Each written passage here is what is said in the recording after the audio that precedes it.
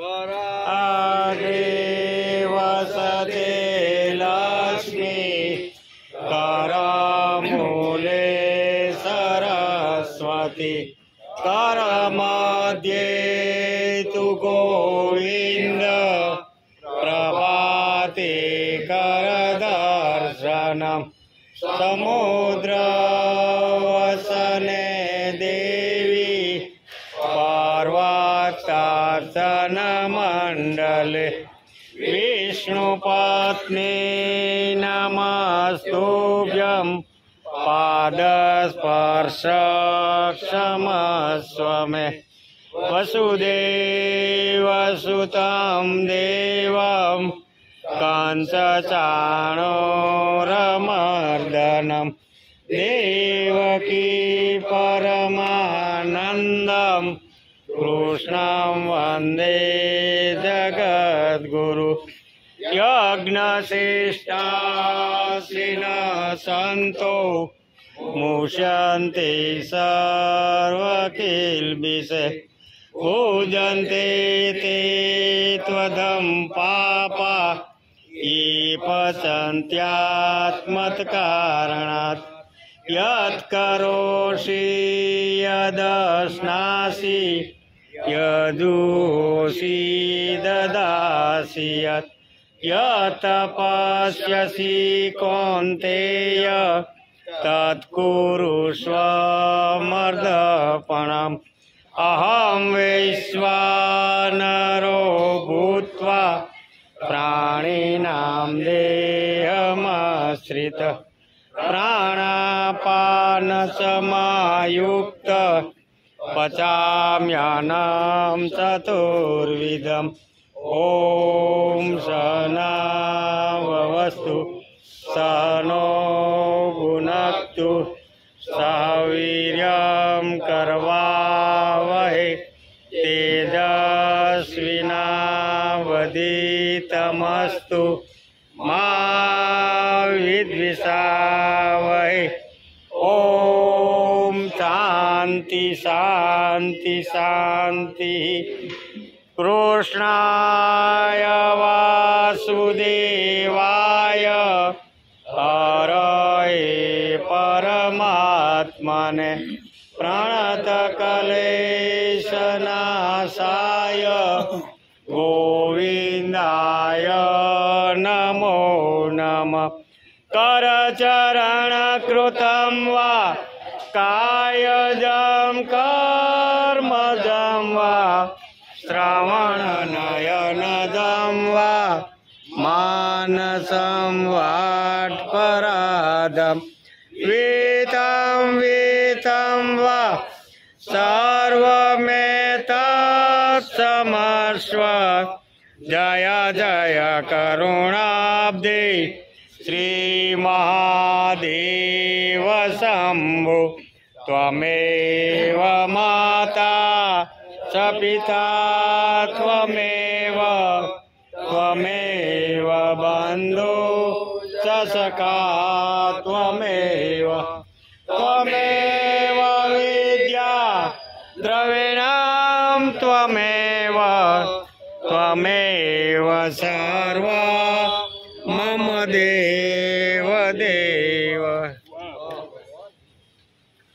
ભાઈ વિડિયોમાં આવવાનું હોય ને વહેલા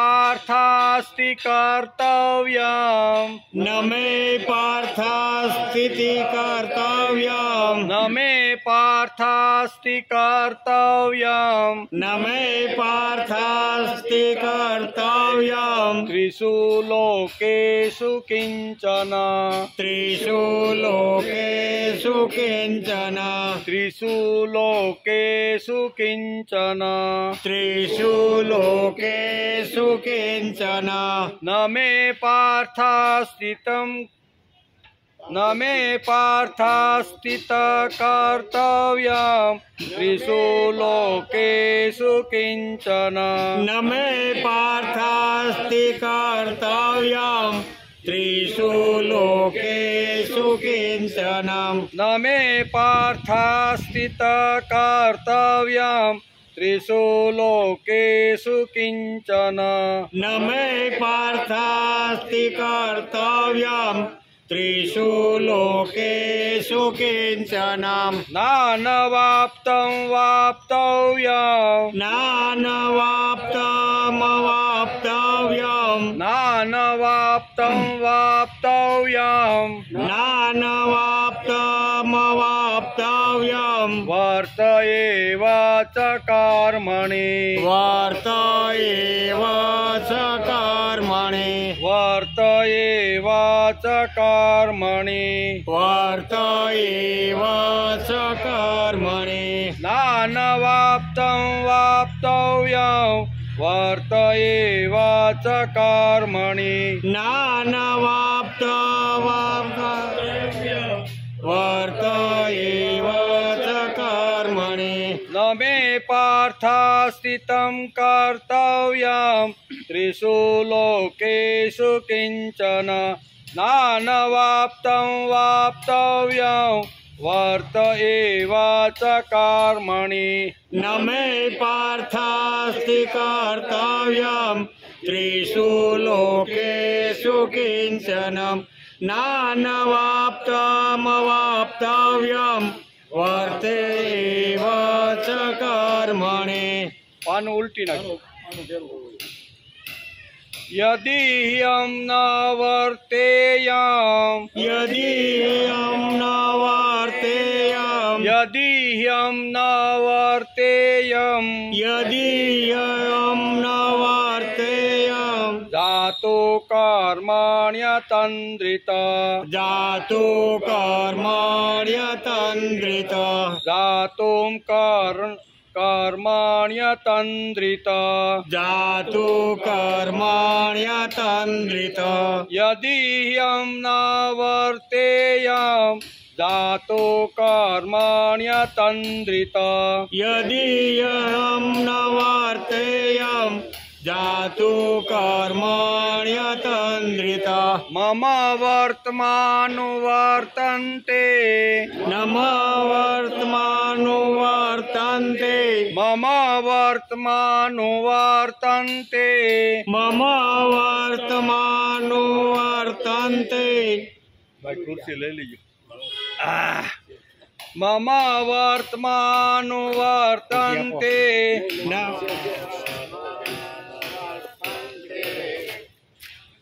રવજીભાઈ ના ખુરશી જોઈ છે મારે નથી જોતી જ્યાં વાય આવ્યા આ ડિસ્ટર્બ થઈ જાય પછી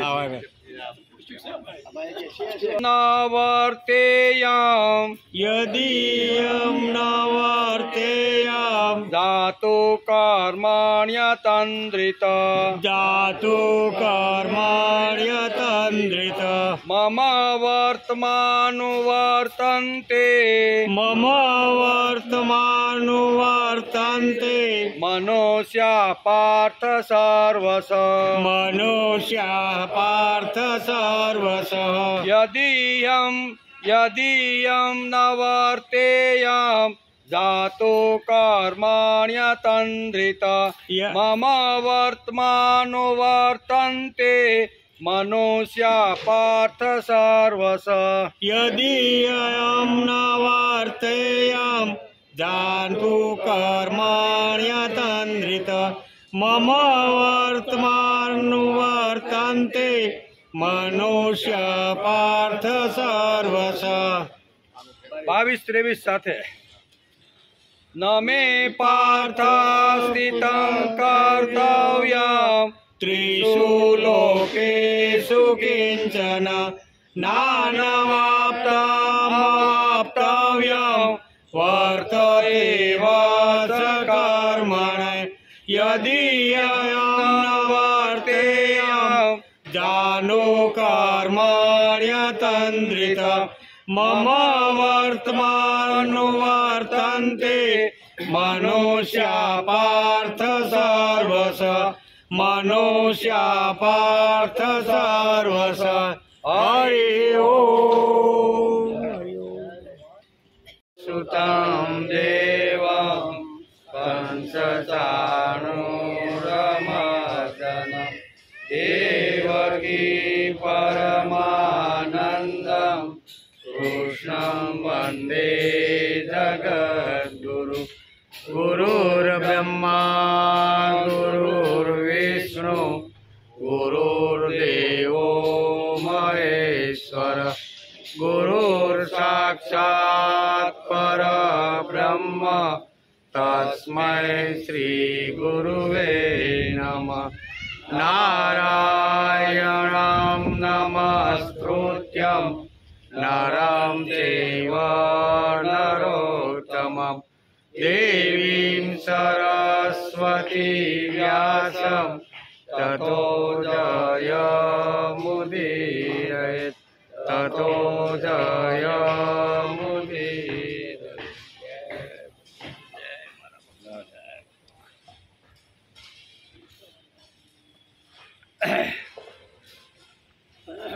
न मे पार्थास्ति कर्तव्यं त्रिषु लोकेषु किञ्चन नानवाप्तम् अवाप्तव्यं वर्त एव च कर्मणि। हे पार्थ, मारे ત્રણેય લોકમાં ન તો કશું કર્તવ્ય કરવાનું છે અને ન કશીએ વસ્તુ પ્રાપ્ત કરવા જેવી છે, છતાં પણ હું કર્તવ્ય કર્મમાં જ પ્રવૃત્ત રહું છું. ભગવાને સ્પષ્ટતા આ શ્લોકની અંદર પોતાની જાતને અત્યારે આની અંદર મૂકી દીધી છે. એવોનો વિચાર આપણે ગઈકાલે કરતા હતા. આજે શ્રીમદ ભગવદ્ ગીતા ચિંતન શરૂ થયું એનો 182મો દિવસ. ગઈકાલે આપણે શ્રીમદ ભગવદ્ ગીતાના 3જા અધ્યાયના 22મા શ્લોકને આપણે નમસ્કાર કરતા હતા.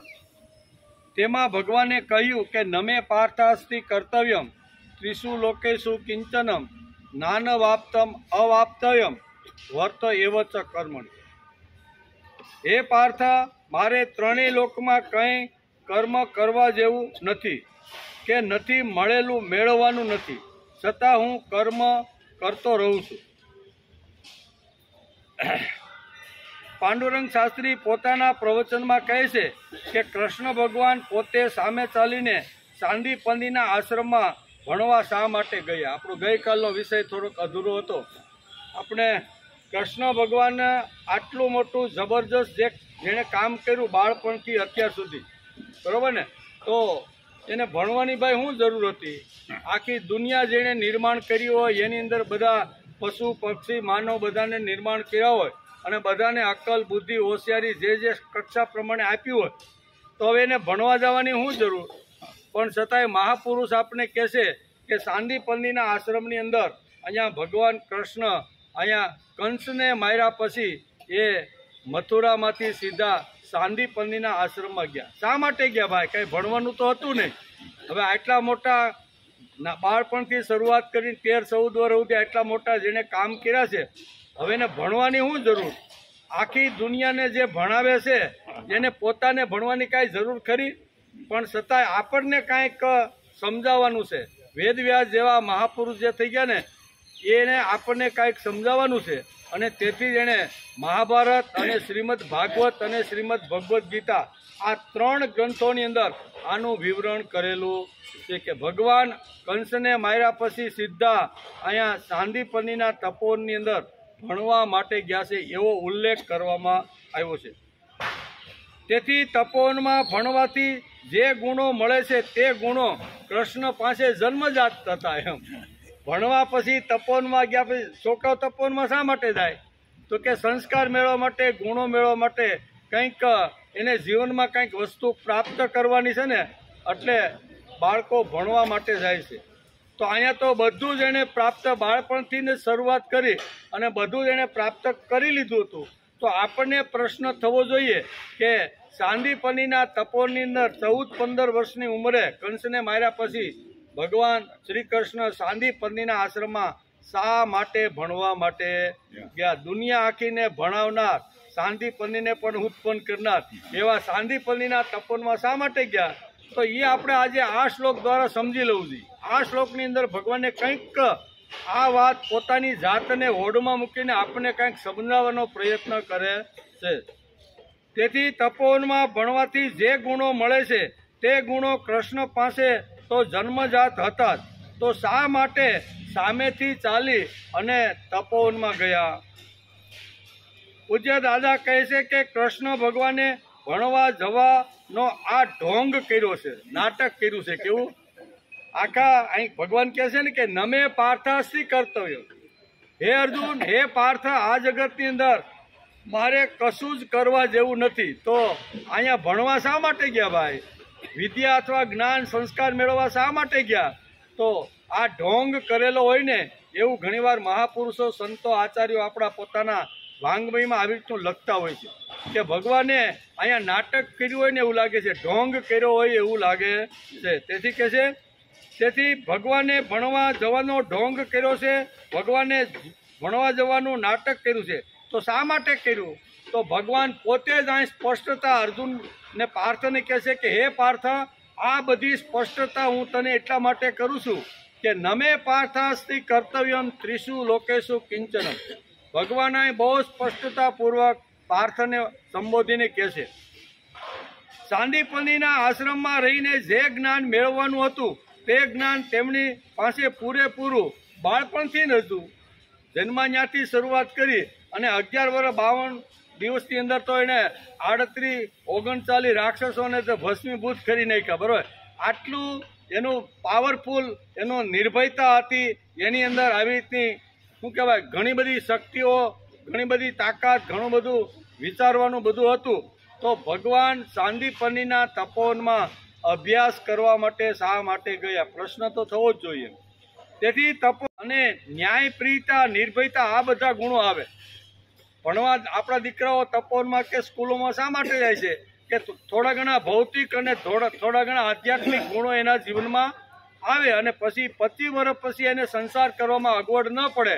એટલે થોડું ઘણું જો ભણ્યો હોય ને થોડા ઘણા સંસ્કારને ગુણો લીધા હોય તો એને સંસાર વ્યવહાર કરવામાં અગવડ પડે નહીં. આ વાત એ છે કે નિર્ભયતા તો એના બાપની, બરાબર ને, કે કોઈથી ડર્યા નથી, નાનપણથી ડરવાની વાત જ નહીં. એટલે નિર્ભયતાનો ગુણ તો એની અંદર હતો જ.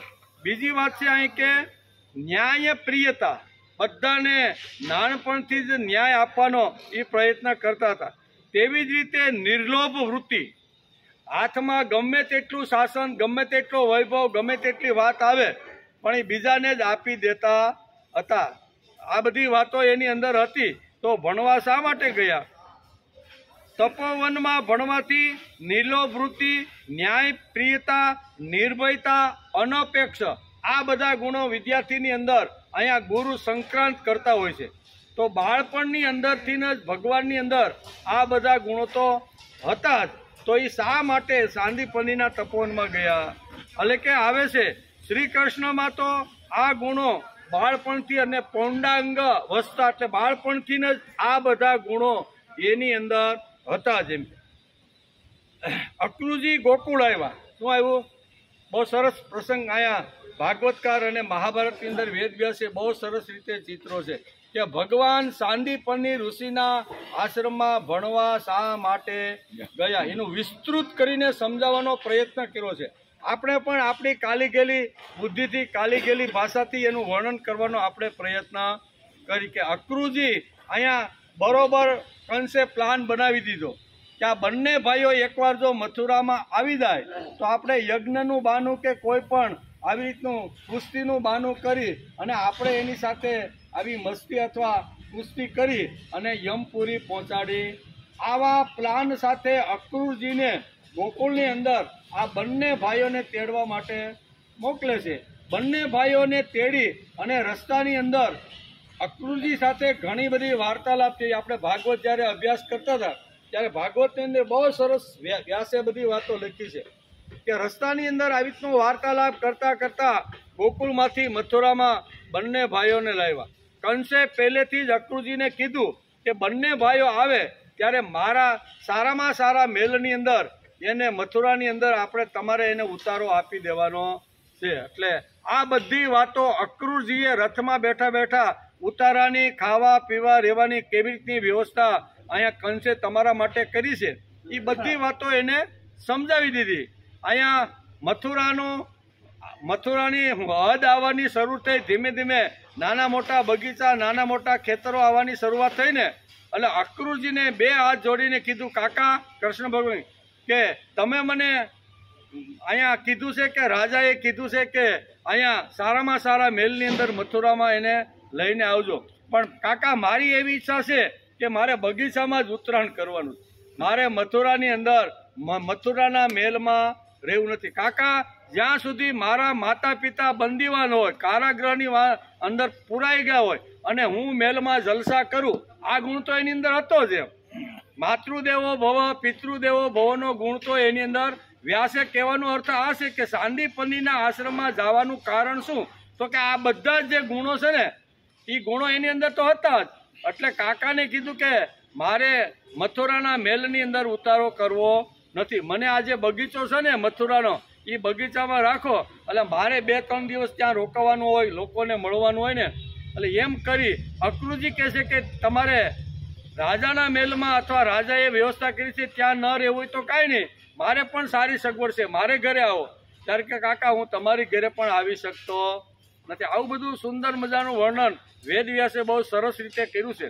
પણ આપણે તો આ સિદ્ધાંત સમજવાનો છે કે ભગવાન અત્યારે ભણવા સાંદીપનીના તપોવનમાં શા માટે ગયા. એટલે અહીં કહે છે કે તપોવનમાં ભણવાથી જે ગુણો વિદ્યાર્થીની અંદર આવવા જોઈએ એ ગુણો તો પૌંડગાવસ્થાની અંદર ભગવાનની અંદર હતા. અક્રૂરજી ગુરુ એટલે કે ગોકુળ આવ્યા, કૃષ્ણ અને બલરામને તેડી મથુરામાં લાવ્યા. અક્રૂરજીને કંસે કહ્યું હતું કે બંને ભાઈઓને મથુરાના રાજમહેલમાં તમે ઉતારો આપી દેજો.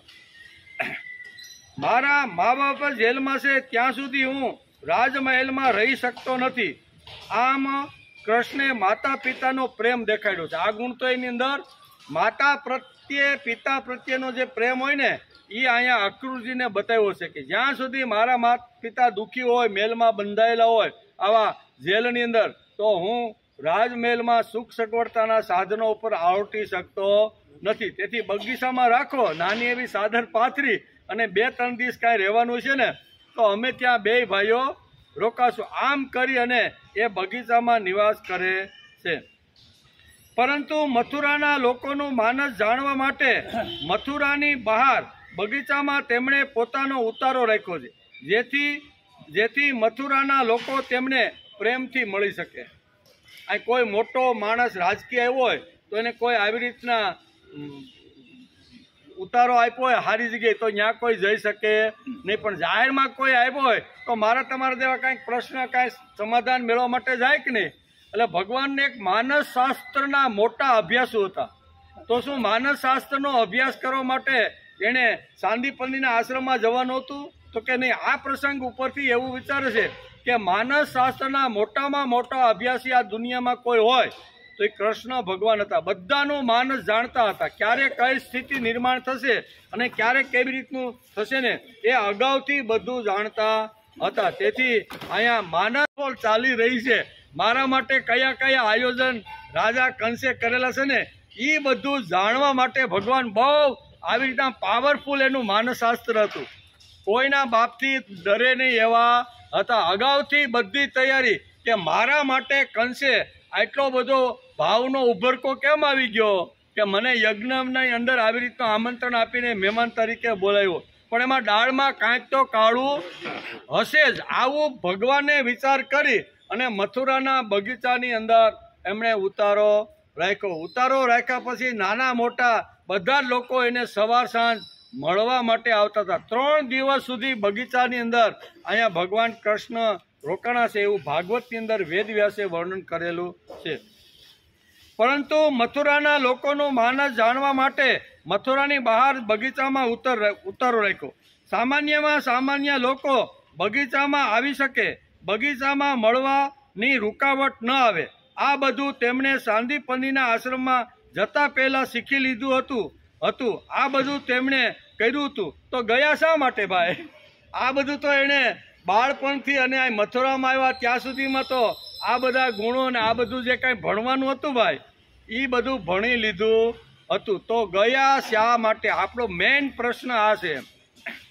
કૃષ્ણ ભગવાન બગીચામાં ઉતર્યા એટલે 24 કલાક સતત અવિરતપણે તેમની પાસે આવીને સમાજના જુદા જુદા વર્ગના, જુદા જુદા ધંધાના, જુદા જુદા શાસ્ત્રોના બધા જ લોકો એને સામાન્ય રીતે મળી શકે.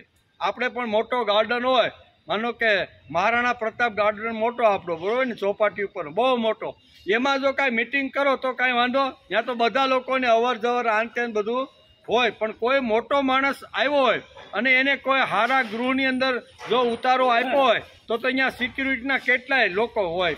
5 સિક્યુરિટીને ઓળંગીને તમારે જવું પડે, બરોબર. લગભગ તો અહીંયાથી પાછા જ વળી ગયા, પણ તમારું અગત્યનું હોય તો કેટલા લોકોને વટીને એ માણસને તમારે મળવા જવું પડે. એટલે ભગવાને વિચાર કર્યો કે કદાચ મથુરાના રાજમહેલની અંદર જો હું ઠાઠ મારથી આવી રીતના ઉતારો કરીશ ને તો ગામના લોકો કોઈ મને મળી શકશે નહીં. અને મારા માટે આટલો કંસને ઉમળકો શા માટે ભાણિયાઓ પ્રત્યે થઈ ગયો એ મારે જાણવું છે. અને એ જાણવું હોય ને તો મારી પાસે અનેક પ્રકારના લોકો આવે, એમને અનેક પ્રકારની વાતો હું પૂછું કે ભાઈ મથુરામાં શું ચાલી રહ્યું છે. અને અવાર જવાર ચાલુ થઈ ગઈ. અનેક લોકો અનેક ધંધાના બધા જ માનસશાસ્ત્રના બધા જ લોકો ત્યાં આવી રીતના ભગવાન કૃષ્ણ ગોકુળમાંથી આવ્યા છે. આવા 11 વર્ષ અને 52 દિવસમાં જેણે 39 જેવા રાક્ષસોને યમપુરી પહોંચાડી દીધા છે, એ મહાપુરુષને અમારે જોવા, એને દર્શન કરવા માટે અમારે આવવાનું છે. આમ સમજી અને મથુરાના દરેકે દરેક બાળકથી માંડી અને સ્ત્રી બધા લોકોની અવર જવર બગીચામાં ચાલુ થઈ ગઈ. ભગવાને વિચાર કર્યો હવે બરોબર છે.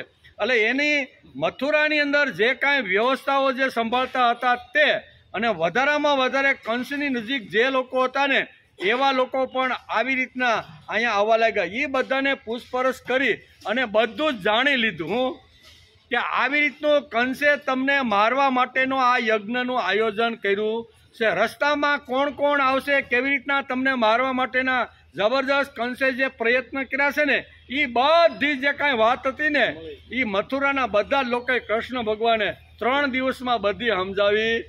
હવે આટલું જેનું માનસ પાવરફુલ છે, હવે એવા ભગવાન શા માટે ભણવા માટે અગાઉથી એને ખબર હતી કે આ લોકોને મળું તો મથુરાની કણે કણની મને ખબર પડી જાય કે હું ચળવળ ચાલે છે, કેવી રીતના લોકો છે, રાજાનું માનસ કેવું છે, એને શા માટે ભાણિયા પ્રત્યે ઉમળકો આવી ગયો, ભાણાને આટલા બધા પ્રેમથી શા માટે લાડ લડાવે છે. એના પાછળ કંઈક તો કારણ અને કંઈક આયોજન તો હોય. એટલે ભગવાને બગીચામાં બેઠા બેઠા આખું કંસનું જે કાવતરું જે મારવાનું હતું ને એ બધું 3 દિવસની અંદર ભગવાને જાણી કે હવે વાંધો નહીં, હવે બંને ભાઈઓ તૈયાર. કહેવાનો અર્થ કે કૃષ્ણ ભગવાન બગીચામાં ઉતર્યા એટલે 24 કલાક લોકો તેને મળી શકે. એટલું જ નહીં, આ વાતની નોંધ ઇતિહાસે લીધી છે. આ ખાલી આપણે બોલી છે એટલું નથી, ઇતિહાસકારોએ પણ આ પ્રસંગની સારી રીતે નોંધ લીધી છે. કે ઇતિહાસકારો કહે છે કે અહીંયા આટલા બધા ગુણનો ભંડાર, અનપેક્ષ, સુશીલ, દક્ષ, ઉદાસીનો ગતવ્ય થ, જેની અંદર નિર્ભયતા છે, જેની અંદર નિરપેક્ષતા છે, જેની અંદર પવિત્રતા છે, જેની અંદર દયા છે, જેની અંદર આવી રીતનું સાહસ છે, જેની અંદર ઉમંગ છે, ઉત્સાહ છે. હવે એવા ભગવાન શા માટે ભાઈ પણ બધું જ લઈને આવેલા મહાપુરુષ છે.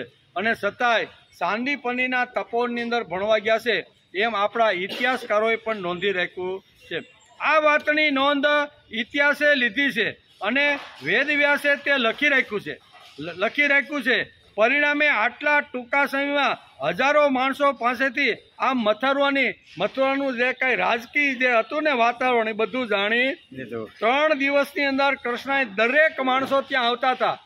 બાળકથી માંડી અને બધા જ વૃદ્ધ સહિત બધા પુરુષો આવે, હળવેથી એની પાસે બેસે, સામાન્ય વાત કરતા કરતા એની અંદરથી બધી વાતો ભગવાને જાણી લીધી કે મારે અહીંયા આવવાનું કારણ શું, અક્રૂરજીને બોલાવીને મને મથુરામાં શા માટે, આ બધી જે કંસે જે યોજનાઓ જે બનાવી હતી ને એ બધી ભગવાન સમજી ગયા કે કાંઈ વાંધો નહીં, ભલે મામાએ મારા માટે ગમે તેટલી સગવડ ને ગમે તેટલું કર્યું હોય, હવે હું સૌ અને મારો મામો બધું આયોજન જે કંસે કર્યું હતું ને એ બધું જાણી લીધું એમ. એટલે જ્યારે કૃષ્ણે સલાંગ મારીને કંસને પકડીને પસાડ્યો તે વખતે કંસનો અંગરક્ષક પણ કંસને બચાવવા માટે આવ્યો નથી. એનું કારણ 3 દિવસનો બગીચો. ભગવાને પણ એના જે રક્ષકો મળવા આવતા ને કંસના જે આવી રીતના જે શું કહેવાય સિક્યુરિટી ગાર્ડ એની સાથે પણ બેઠક કરી હતી અને એ પણ કંટાળી ગયા હતા. કોનાથી? કંસથી. આ એના સિક્યુરિટી ગાર્ડવાળા એટલા બધા કંટાળી ગયા હતા અને એટલું બધું આવી રીતનું એના ઉપર આવી રીતનું કરતા, તેથી એણે પણ ખુલ્લા દિલથી વાત કરી દીધી કે કંસ અમને આવી રીતનું કરે છે, કાંઈ વાંધો નહીં, હું આવું ત્યારે તમારે શાંતિથી હાથમાં કાંઈ બંદૂકડી હોય ને એ શાંતિથી ઊભું રાખવાનું, કે વાંધો નહીં ચાલો. આમ કરી અને ભગવાન જ્યારે કંસને બોચી પકડી અને સિંહાસન ઉપરથી જ્યારે ખેંચી અને જ્યારે યજ્ઞના મંડપમાં લાવી અને જ્યારે મારે છે ને અને યમપુરી જ્યારે પહોંચાડ્યો ને ત્યારે એક પણ સિક્યુરિટીનો ગાર્ડ એનું રક્ષણ કરવા માટે આવતો નથી. કેટલી સિક્યુરિટીની વાત ભગવાને, સિક્રેટ વાત જે હતી ને એ બધી 3 દિવસમાં બગીચામાં, વાર્તા લાંબી છે, આપણે વાર્તા કરવા બેઠા નથી. આપણે ગીતાનો નમે પાર્થાસ્તિ કર્તવ્યમ ત્રિષુ લોકેશુ કિંચનમ નાન વાપ્તમ વર્ત એવચ કર્મણી. આ શ્લોકને આપણે સમજવા માટે બેઠા છે કે ભગવાન શા માટે કંસને માર્યા પછી અહીંયા સાંદીપલ્લીના તપોવનમાં ભણવા માટે આ આપણે સમજવાનું છે. એટલે જ્યારે કૃષ્ણે સલાંગ મારીને કંસને પકડીને પસાડ્યો તે વખતે કંસનો અંગરક્ષક પણ કંસને બચાવવા માટે ગયો નથી. આ પ્રસંગ ઉપરથી થોડો વિચાર કરો. રાજાને કૃષ્ણ મારે છે તે વખતે તેનો એકાદ અંગરક્ષક પણ આગળ આવ્યો નથી. મથુરાનો જે અધિપતિ રાજા છે, જેના મસ્તક ઉપર આવી તો મથુરાનો મુગુટ શોભી રહ્યો છે, એવા રાજાને બોચી પકડવી અને મારું, આપણે સામાન્ય 5 વર્ષનો ધારાસભ્ય આવ્યો હોય ને તો એના 2 આગળ ને 2 પાછળ આવા બંદૂકના જોટા લઈને જ ઊભા હોય કે ભાઈ અમારા આને કોઈ મારે નહીં, હાથની આંગળી કોઈ સીંધે ને તો કાપી નાખે, એવી રીતની એને આ લોકોને છૂટ હોય છે. તો અહીંયા તો રાજાને પકડ્યો, રાજાની બોચી પકડી, સિંહાસન ઉપરથી ઉછાળી અને યમપુરી પહોંચાડ્યો, પણ એક અંગરક્ષક એનું રક્ષણ કરવા માટે આવ્યો. આ બધી જ વાતો ભગવાને અગાઉથી જાણી લીધી હતી. આ પ્રસંગ ઉપરથી થોડો વિચાર કરીએ તો રાજાને કૃષ્ણ મારે છે તે વખતે તેનો એક અંગરક્ષક પણ આગળ આવ્યો નથી. તેનું શું કારણ છે ભાઈ? આના કારણ શું ભાઈ? નકર તો રાજાને રક્ષણ કરવા માટે, કારણ કે પગાર રાજા આપે છે. જે અંગરક્ષક જે હોય એને પગાર કોણ આપે ભાઈ? રાજા આપે. તો રાજાનું રક્ષણ આવી રીતના અંગરક્ષકોએ કરવું જોઈએ કે નહીં? તો કે કરવું જોઈએ. પણ અહીંયા આ વાત આપણે સમજે કે એક પણ માણસ એનું રક્ષણ કરવા માટે આવ્યો નથી. મથુરાના લોકોના હૃદયમાં કંસને માટે એટલી અસંતુષ્ટતા હતી કે કૃષ્ણ ભગવાન અગાઉથી આ બધું જાણી ગયા. બગીચામાં 3 દિવસ સુધી રહ્યા અને આ બધું ભગવાને જાણી લીધું હતું. આટલો ઊંડો જેમણે માનસશાસ્ત્રનો અભ્યાસ કર્યો છે, બુદ્ધિમત્તા વરિષ્ઠમ જે ભગવાન છે તે શ્રી કૃષ્ણને ભણવાનું શું બાકી હોય? તે છતાં એ સાંદીપનીના આશ્રમમાં કૃષ્ણએ કંસને માર્યા પછી આમાં ઉપડી ગયા છે. બાપાએ કીધું કે હવે તારે અભ્યાસ કરવા માટે તારે હવે સાંદીપનીના તપોવનમાં જવાનું છે. બગીચામાં રહીને મથુરાનું રાજકારણ બરાબર જાણી લીધું હતું.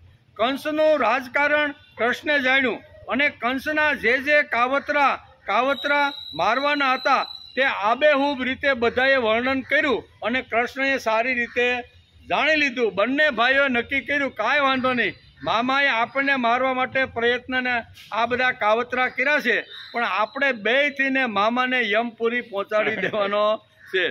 નાનપણમાં આટલું જબરજસ્ત રાજકારણ કૃષ્ણના જીવનમાં હતું, તો શું રાજકારણ ભણવા ગયા હતા? રાજકારણ તો પહેલેથી જ હતું ભાઈ. રાજકારણ રાજનીતિ એને શીખવાની હતી નહીં, બધું જ એને શીખીને બેઠા હતા, પણ છતાંય એ તપોની અંદર ગયા છે. શું ભણવાનું બાકી હશે? શા માટે ગયા હશે? એ માણસને પ્રશ્ન થવો જોઈએ. કંસને માર્યા પછી ઉગ્રસેનને કહ્યું, કંસને તો માર્યો બરોબર ને, અને પછી કંસને માર્યા પછી માતા પિતા અને ઉગ્રસેનને અહીંયા કારાગૃહમાંથી મુક્ત કર્યા, અને મુક્ત કર્યા પછી ઘટના બને છે. કંસને માર્યા પછી ઉગ્રસેને કહ્યું કે કૃષ્ણ, આજથી હવે તમે મથુરાના રાજા. હવે 13-14 વર્ષની ઉંમર, અને કંસને માર્યા પછી અહીંયા કંસના પિતા ઉગ્રસેન કહેશે, હાથમાં મુગુટ લઈ મથુરાનો, અને કહેશે કે કૃષ્ણ, આજથી તમે અમારા મથુરાના રાજા. તો કોણ બોલે છે? ઉગ્રસેન, જે આવી રીતના કંસના પિતા હતા, અને કંસે જેને કારાવાસની અંદર બંદીવાન બનાવી દીધા હતા, એ જ્યારે મુક્ત થયા ને ત્યારે એ કંસ અહીં કહે છે, કૃષ્ણ, આજથી હવે તમે મથુરાના રાજા. બ્રાહ્મણો તમારો રાજ્યાભિષેક કરશે. ઉગ્રસેને શું કીધું? બ્રાહ્મણો મંત્ર બોલી તમને આ સિંહાસન ઉપર બેસાડી અને રાજમુકુટ દ્વારા તમને રાજા બનાવશે. બ્રાહ્મણો મંત્રનો ઉચ્ચાર કરશે, અને દરેક નદીઓનું, જેટલી ભારતમાં પવિત્રતમ નદીઓ છે ને, એ બધાનું જળ લાવી અને તમારા ઉપર અભિષેક કરશે. કોણ બોલે છે? હા, ઉગ્રસેન કહેશે કે તમે આજથી હવે મથુરાના રાજા. બ્રાહ્મણો મંત્ર બોલી તમારો રાજ્યાભિષેક કરશે, અને રાજ્યાભિષેક કરતી વખતે પવિત્રતમ નદીઓનું જળ લાવીને તમારા ઉપર અભિષેક કરશે. આ ઉગ્રસેન બોલે છે, કરશે, અને બ્રાહ્મણો તમને આશીર્વાદ પણ આપશે. એટલે તમારે હવે મથુરાના રાજા તરીકે આ રાજ ભોગવવાનું છે. અભિષેકને માટે જુદી જુદી નદીઓનું પવિત્ર જળ મંગાવવામાં આવશે, અને તમારો રાજ્યાભિષેક થશે. આમ 12-13 વર્ષના છોકરાને અત્યારે અહીંયા ઉગ્રસેન કે ઉંમર કેટલી છે ભાઈ? 12-13 વર્ષની છે, સમજો નહીં. 11 વર્ષને 52 દિવસ તો એ ગોકુળમાં રહ્યા, પછી અક્રુજી તેડવા માટે આવ્યા. આ બધી ઘટનાઓ ઘટી, એટલે 13-14 વર્ષની વધારામાં વધારે ઉંમર, બરોબર ને. હવે આટલી ઉંમરની અંદર કોઈ આખી મથુરાનો રાજા બનાવે તો અંદરથી ગલગલિયા થાય ને, કારણ કે રાજા એટલે કોઈ સામાન્ય વસ્તુ નથી. રાજા બનવું અને આખા મથુરાનો મુગુટનો આવી તો સ્થિરતા જેના ઉપર હોય તો બધા ઉપર એનો કંટ્રોલ, બધા ઉપર એની સત્તા ચાલે, આવી રીતનું સ્થાન છે.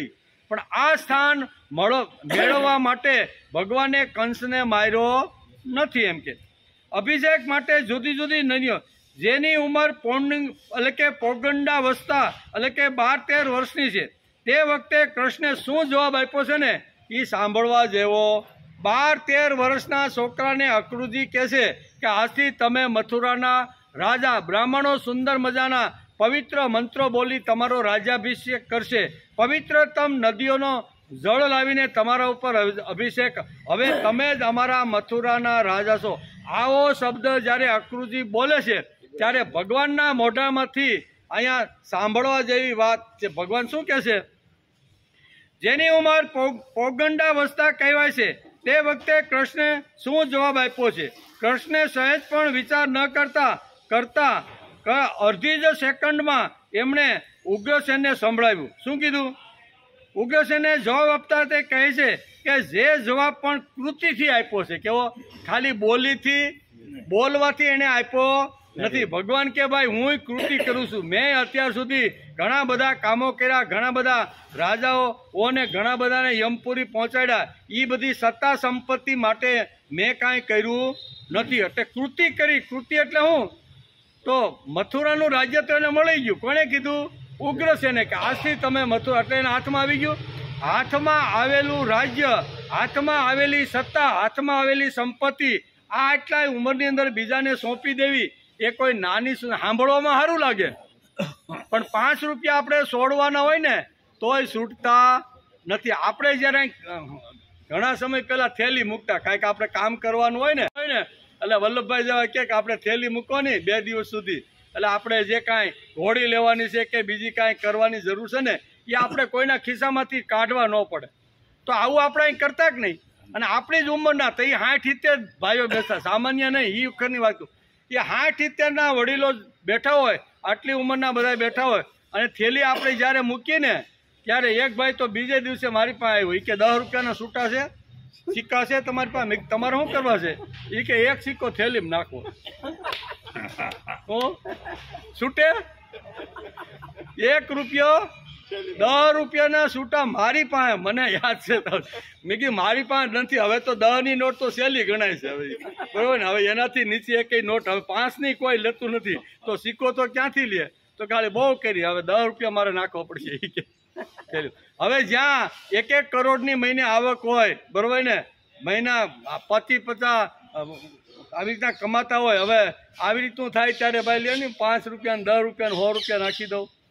અહીંયા આખી શું છે, મથુરાનું રાજ્ય એના હાથની અંદર આવ્યું છે. રાજ મુકુટ અક્રુજી કહે છે કે આ રાજા તમે બનો અને મથુરાનો વહીવટ તમે કરો. આવી નાની ઉંમરમાં આટલું લાલચ, આટલું પ્રલોભન જો આવતું હોય તો કયો માણસ આવી રીતનો ન થાય?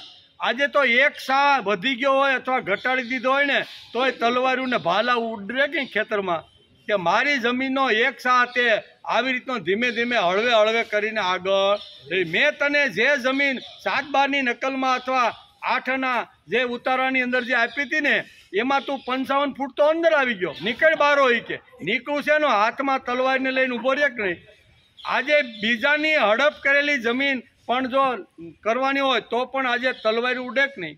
તો આ તો નાની ઉંમર, 12-13 વર્ષની ઉંમર, અને એમાં અક્રુરજી કે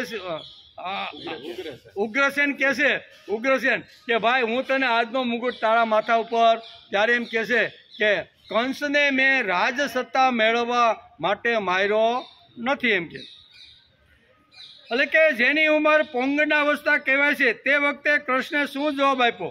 કૃષ્ણે સહેજ પણ વિચાર ન કરતા અડધી સેકન્ડમાં એમણે ઉગ્રસેનને જવાબ આપ્યો. તે જવાબ પણ કૃતિથી આપ્યો. કેવો? કૃતિથી આપ્યો, કર્મથી આપ્યો છે. કૃષ્ણે રાજમુકુટ ઉપાડ્યો અને ઉગ્રસેનના માથા ઉપર મૂકી દીધો. શું કીધું? રાજમુકુટ જે ઉગ્રસેનના હાથમાં હતો ને એ લઈ લીધો કે ભાઈ તમારે મારા માથા ઉપર મૂકવાનો નથી, આ મુકુટના અધિકારી તો તમે છો. એમ કરીને હાથમાં આવેલું રાજ્ય ઘડીના 6ઠા ભાગમાં કોઈને સોંપી દેવું ને બહુ અઘરી વસ્તુ છે, એમ કે. કારણ કે કૃષ્ણે કંસને માર્યો છે તે રાજ મેળવવા માટે નહીં, રાજા બનવા માટે કંસને કાંઈ કૃષ્ણએ માર્યો નથી. માર્યો છે એને તો આ આસુરી સંપત્તિના લોકો જે તાગડ ધીંગા જે કરતા હતા, સમાજની અંદર ઘણું બધું નુકસાન કરતા હતા, તો એવા લોકોને યમપુરી પહોંચાડવા જ જોઈએ અને ધર્મ રાજ્યની સ્થાપના થવી જ જોઈએ. તો ધર્મ રાજ્યના કાર્યમાં જે લોકો આડા આવે એને તો રસ્તામાં આવે તો મારવા જોઈએ. એટલે ભગવાને આટલા માટે કંસને માર્યો છે. 12-13 વર્ષના કૃષ્ણમાં કેટલી નિર્લોભ વૃત્તિ છે. જો નિર્લોભ વૃત્તિ હતી, નિર્ભયતા હતી અને ન્યાયપ્રિયતા. અને ન્યાયપ્રિયતા કે ભાઈ તમે મને રાજ આપો છો, ઉગ્રસેને કહે છે, પણ આ ન્યાયની રીતે આ દીકરાનું જે રાજ છે ને એ બાપાના હાથમાં જાય, કાં તો બાપાનું હાથ દીકરાના હાથમાં જાય, બીજા અન્ય લોકો. આવી ન્યાયપ્રિયતા જે 12-13 વર્ષના છોકરાની અંદર હોય તો એને ત્યાં શું કહેવાય, સાંદીપનીના ઋષિના આશ્રમમાં ન્યાયપ્રિયતા ભણવા જવી પડે, નિર્ભયતા ભણવા જવી પડે, લોભ વિવરતા ભણવા માટે જવું પડે. એને કાંઈ ભણવા જવું પડે નહીં, પણ છતાંય ગયા છે. તો ગયા છે તો શા માટે ગયા? એ બહુ સરસ રીતે નમે પાર્થાસ્તિ ભગવાન પોતાની જાતને અહીંયા હોડમાં મૂકીને આ શ્લોક દ્વારા આપને સમજાવવા માગે છે. માણસ 3 વિષયોમાં MA થાય, PhD કરે, ડિગ્રી મેળવે તો પણ તેનામાં આ ગુણો આવશે કે નહીં? લોભ, નિવર્તતા આ ગુણ આવશે કે નહીં? નિર્ભયતા જેવો ગુણ આવશે કે નહીં? પછી અહીંયા ન્યાયપ્રિયતા જેવો ગુણ આવશે? એ શંકાને સ્થાન છે. ભલે PhD કર્યું હોય, 3 આવી રીતે યુનિવર્સિટીની ડિગ્રી એના હાથમાં હોય, પણ આ ગુણો આવે જ એવું નથી. ભણતરમાં આ કાંઈ બધું મળતું નથી, એમ કે. કૃષ્ણ ભગવાને કંસને માર્યો છે તે કેટલા મોટો પુરુષાર્થ લાગે છે, પણ પૂજ્ય દાદા પાંડુરંગ શાસ્ત્રી કહે છે કે મારી દ્રષ્ટિએ પુરુષાર્થ નથી, પણ શું છે તો કે પરિત્રાણાય સાધુનામ વિનાશાય સ દુષ્કૃતામ. ભગવાને કંસને શા માટે માર્યો તો કે ભગવાન કૃષ્ણ શા માટે આવ્યા તો કે ધર્મ રાજ્યની સ્થાપના કરવા માટે આવ્યા છે. અને ધર્મ રાજ્યની સ્થાપના યદા યદા હિ ધર્મસ્ય ગ્લાની એટલે અંધકાર છે, વેમ છે, પાખંડ છે, આવી રીતનું જે છે એ ધર્મની અંદર જે ઘૂસી ગયું છે એને બહાર કાઢી અને ઉજળો જે ધર્મશાસ્ત્રની અંદર જે કર્યો છે ને એને ઉજળો કરવા માટે પરિત્રાણાય સાધુનામ વિનાશાય સ દુષ્કૃતામ. આમ ભગવાન આવેલા છે. તેથી કહે છે કે પરિત્રાણાય સાધુનામ વિનાશાય સ દુષ્કૃતામ ધર્મ સંસ્થાપનાથાય સંભવામી યુગે યુગે. આ યુગ કાર્યના ભાગરૂપે કંસને માર્યો છે. એટલે નિર્લોભ જાતિ મથુરાનો રાજ્ય ઉપર ઉદક છોડ્યું અને ઉગ્રસેનના મસ્તક ઉપર આ મથુરાનો શિરતાજ મૂકી દીધો કે આજથી તમે મથુરાના રાજા. આ કાંઈ હેલી વાત નથી. બોલવું અહીં વર્ણન કરવું ને સાંભળવા જેવું બહુ મીઠું લાગે એમ ભાઈ, બહુ સારી વાત છે. પણ જ્યારે 5-25 રૂપિયા ખિસ્સામાંથી કાઢવાના આવે ને આડું બહુ અઘરું છે. વાળું રિક્ષાના 10 આવવાના 10 જવાના. હું કે 10 આવવાના 10 જવાના કેમ કાઢવા? અરે વાત તો તમે 2 દી પહેલાનું પેપર અથવા એનું પેલું ફેસબુક ઉપર વાંચો તો ખરો. 80 કરોડનો માલિક, કેટલા કરોડ બોલું છો, 80 કરોડનો માલિક, એનું જ્યારે આબેહૂબ જ્યારે વૃદ્ધાશ્રમની અંદર એનું મૃત્યુ થયું ને, ક્યાં 80 કરોડનો જે માલિક છે એનો દીકરો કે એની દીકરી એને હાંચવા માટે તૈયાર નથી. વૃદ્ધાશ્રમની અંદર એને મોકલી દીધા. અને 90 વર્ષની ઉંમરે એનું જ્યારે હમણાં થોડા દિવસ પહેલા જ્યારે મૃત્યુ થયું ને ત્યારે આબેહૂબ એને બતાવવામાં આવ્યું કે 90 વર્ષના બાપા 80 કરોડની સંપત્તિ જેના નામ ઉપર આજની તારીખમાં છે એવા બાપના મૃત્યુ વખતે એને બાપોય પણ આવેલો નહીં ને દીકરી પણ આવી નથી. એ સંસ્થાવાળાએ એનો અગ્નિ સંસ્કાર કરી દો. ભાઈ ભેગું કરીને શું કરવાનું ભાઈ? તો વાપરો ને ભાઈ, થોડું ઘણું વાપરવા જેવું લાગતું હોય ને ભાઈ, વાપરવા જેવું લાગતામાં હાથ નાખીને થોડોક વાપરજો ભાઈ, બરોબર ને? તો 80 કરોડ એટલે એ 80 કરોડની સંપત્તિ મૂકીને ગયો. 80 કરોડની સંપત્તિ સામાન્ય સંપત્તિ તો થોડીક વાપરી હોત તો યુવાનીમાં તો ઘસી જ નાખ્યું. મારો દીકરો મોટો થાય, મારા દીકરાને ફેક્ટરી, મારા દીકરાને સંસાર હારો થાય, મારો દીકરો મોટો થાય ને કામ કરે, એના માટે આમ કરીને 80 કરોડ ભેગા કર્યા અને લગ્ન થઈ ગયા. ઘરવાળી આવી અને ગળફા કાઢવા માંડ્યા. બાપા તમને અમે જમતા મોઢામાંથી કોળીઓ પડી જાય છે અને તમારા કપડાં બગડે છે ને, અમને ધોવામાં બહુ અગવડ પડે છે. તમારો કોળીઓ અહીંયા પડે, તમારા શેડા પડે, તમારા મોઢામાંથી આવી રીતે લાળ ઝરતી હોય, નાકમાંથી લીટ નીકળતી હોય ને, આ પથારી ભરી. બાપા આ અમને ગમતું નથી. જરૂર પડે તો 10,000 મહિના અમે વૃદ્ધાશ્રમમાં મોકલજો, તમે ન્યા વયા. આમ કરીને 80 કરોડની સંપત્તિનો માલિક, બરોબર, 80 કરોડ સંપત્તિનો માલિક વૃદ્ધાશ્રમની અંદર મૃત્યુ પામ્યો અને એની શું કહેવાય અર્થી ઉપાડવા માટે એનો દીકરો દીકરી કોઈ આવ્યા. સંસ્થાવાળાએ એનો અગ્નિ સંસ્કાર કર્યો. તો સંપત્તિ શા માટે ભાઈ? થોડી ઘણી હોય તો વાપરો, ન હોય તો નહીં વાપરતા ભાઈ હો. પણ હોય તો થોડી ઘણી વાપરો. આપણે કહેતા નથી કે બધી કઈ વાપરી નાખીએ, પણ ઘણી વાર આપણે આવું થાય.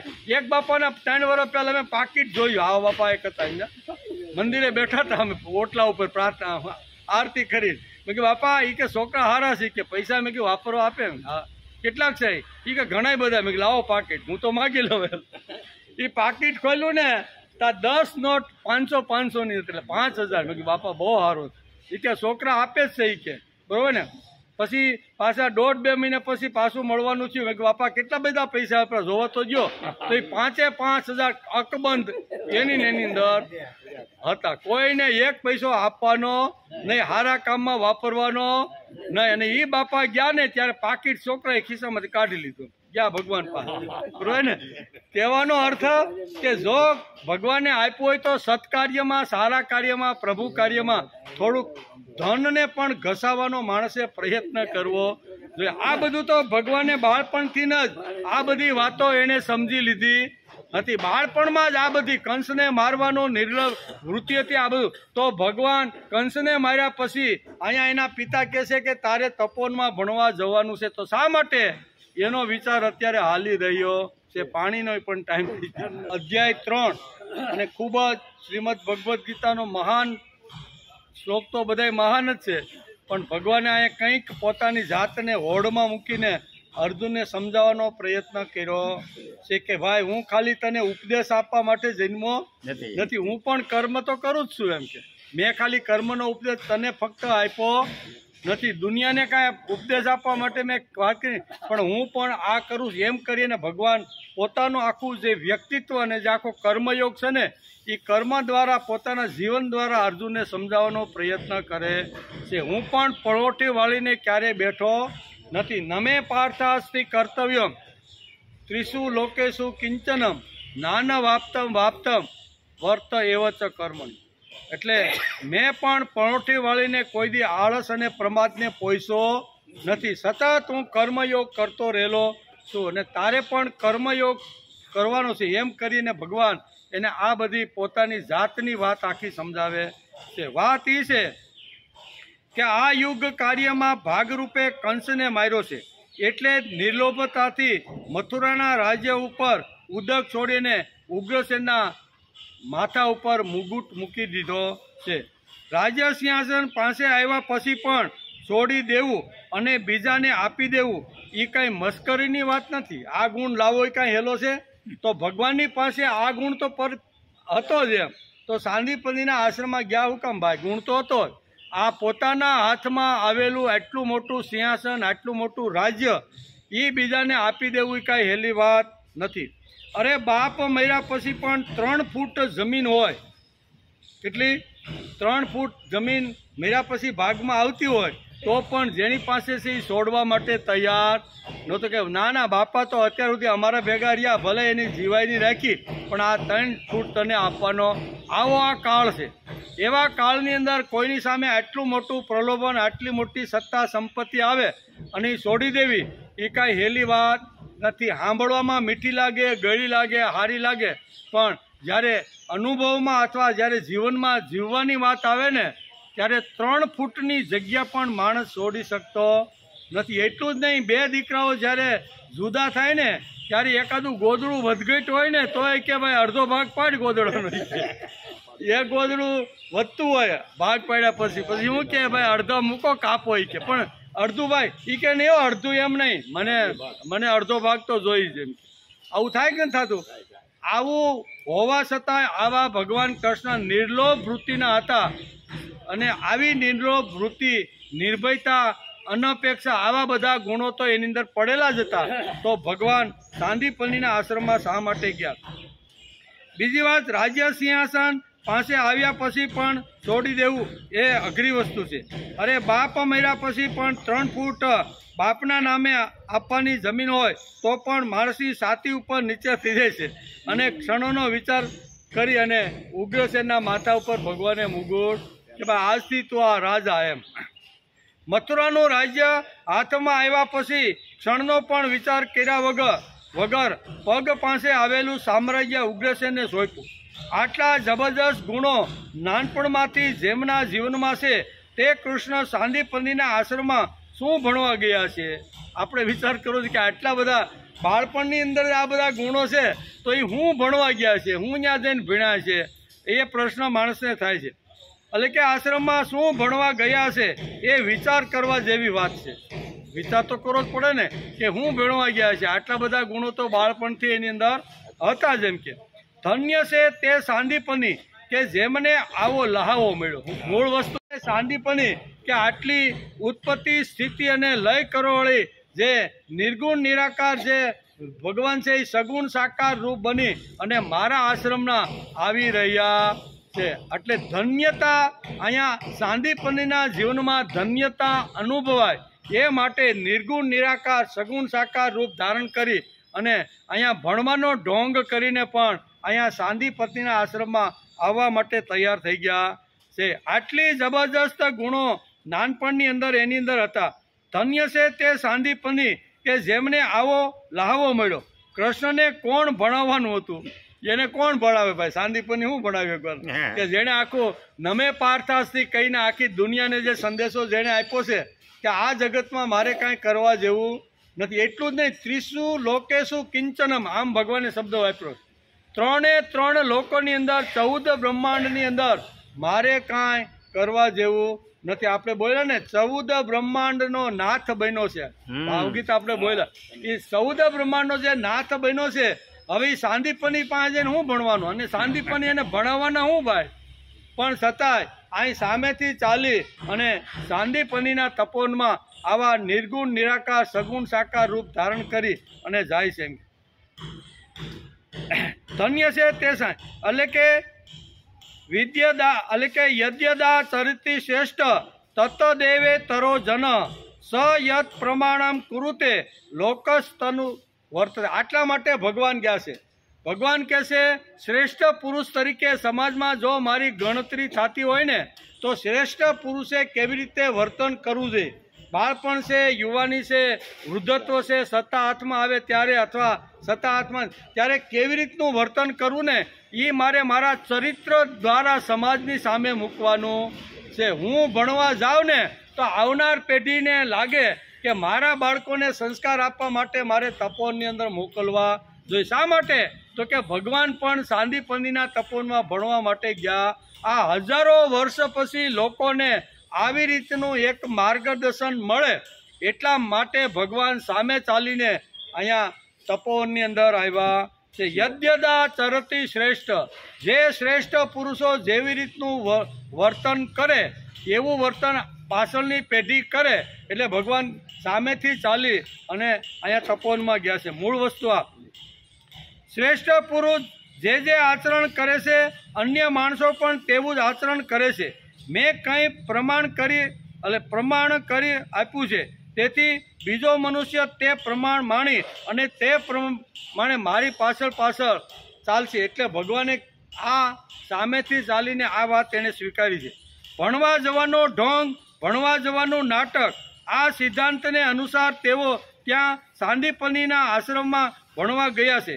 સાંદીપનીનું એવું વર્ણન છે કે જે દિવસે કૃષ્ણ તેમના તપોવનમાં આવવાના હતા તેની આગલી રાતે તે સૂઈ શીખ્યા નહીં. હું અહીંયા ખબર પડી, સમાચાર મળ્યા કે મથુરામાં કંસને મારી અને બાપાએ એને તપોવનમાં અભ્યાસ કરવા માટે મોકલવાના. અને ક્યાં મોકલવાના?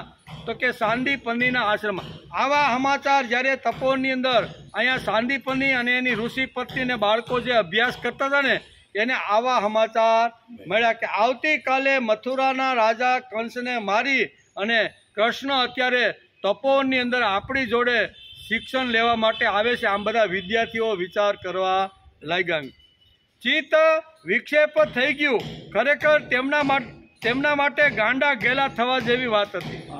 ચિત્ત એકાગ્ર કરવા આગલે દિવસે સવારે 3-3:30 વાગે સાંદીપની ઉઠ્યા અને હવાર થતાં જ એ ઘણો બધો પ્રયત્ન કર્યો પણ ચિત્ત કોઈ દિવસ એનું ભગવાનમાં કે કોઈ જગ્યાએ લાગ્યું નહીં. શા માટે? ક્યારે સૂરજ ઉગશે, ક્યારે સવાર થશે અને ક્યારે ગડગડાટ આવી ત્યાં ઘોડા અને રથના પૈડા ગાતા ગાતા મારા આશ્રમ તરફ ઉપર આ ચિદાનંદ ઘન સુક્તિ જે નિર્ગુણ નિરાકાર છે એ સાકાર સ્વરૂપ ધારણ કરી અને મારા તપોવનમાં આવે છે.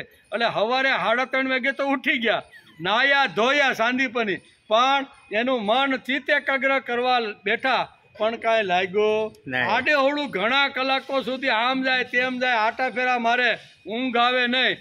આમ કરતાં કરતાં સવાર પડી ગયું. શા માટે? કે આજે કૃષ્ણ આ મારા આશ્રમમાં ભણવા માટે આવવાનો છે.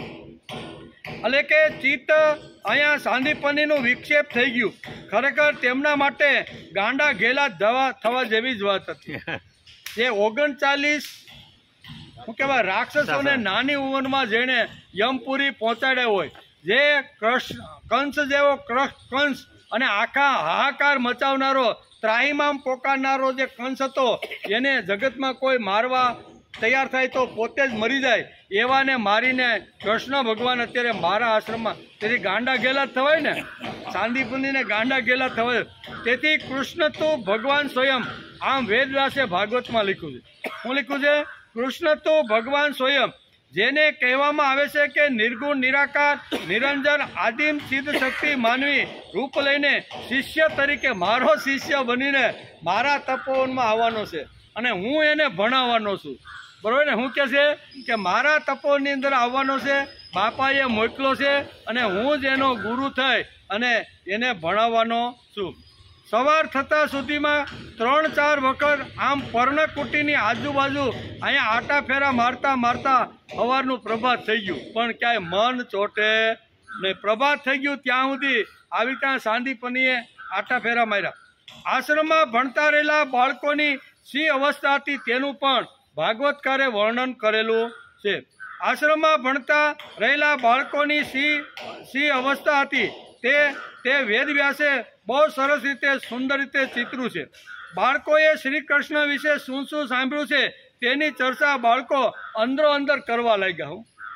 બાળપણ કૃષ્ણનું ગોકુળ અને વૃંદાવનની અંદર કેવી રીતનું ગયું એની ચર્ચા અંદરો અંદર બાળકો કરવા લાગ્યા. અને એ જ આપણા આશ્રમની અંદર આપણી જેમ જ વિદ્યાર્થી બનીને ભણવા માટે આવે છે, ક્યાંય ચેન પડે નહીં. તેથી સાંદીપની ઋષિએ વિચાર કર્યો કે જેમ મારું ચિત્ત વિક્ષેપ થઈ ગયું છે, ક્યાંય લાગતું નથી ને, એમાં બાળકો અહીંયા કૃષ્ણ શિષ્ય તરીકે આપણા તપોવનમાં આવે છે એનું મન લાગશે નહીં. એટલે બાળકોને રજા આપી દીધી. હું કીધું બાળકોને કહી દીધું કે આજે આપણે ભણવાનું નથી, બધા જ વિષયોમાં અનધ્યાય રાખવાનો છે. બાળકોને આનંદ આવી ગયો કે કૃષ્ણ જેવો કૃષ્ણ સામેથી ચાલી અને આપણી જેમ શિષ્ય બનીને સાંદીપની પાસે ભણવા આવે છે.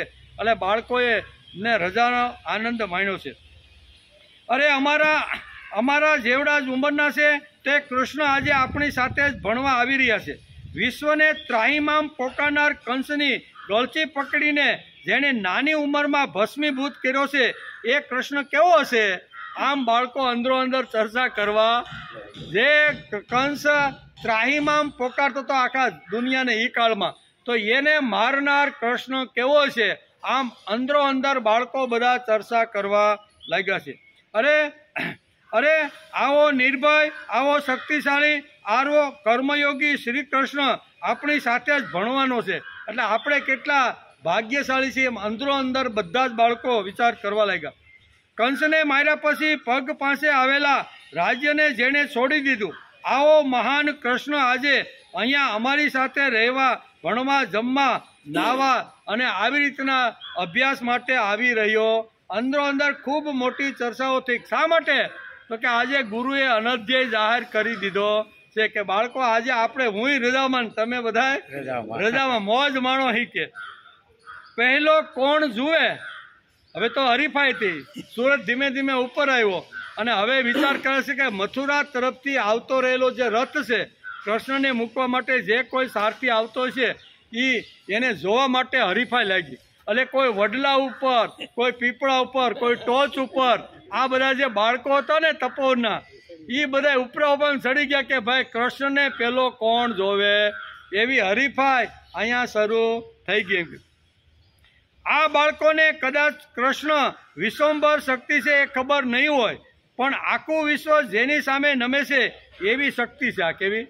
બાળકોને કદાચ થોડું ઘણું કૃષ્ણના માટે આવી રીતની ખબર હશે, પણ નમે પાર્થાસી કર્તવ્યમ ત્રિષુ લોકેશુ કિંચનમ નાન વાપ્તમ વાપ્તમ વર્ત એવચ કર્મણ. આ કદાચ સિદ્ધાંત કદાચ બાળકોને ખબર નહીં હોય, પણ એણે સાંભળ્યું છે કે આટલો ત્રાહિમામ પોકારનાર જે કંસ હતો એને મારનાર કોઈ સામાન્ય વ્યક્તિ હોઈ શકે નહીં. તેથી એને પેલો કોણ જુએ છે એના માટેની હરીફાઈ, એના માટેનું આવી રીતનું બધા અલગ અલગ ઝાડવા ઉપર, વૃક્ષો ઉપર ચડી અને બધા કૃષ્ણને પેલો કોણ જુએ છે એની હરીફાઈ ચાલુ કરી દીધી.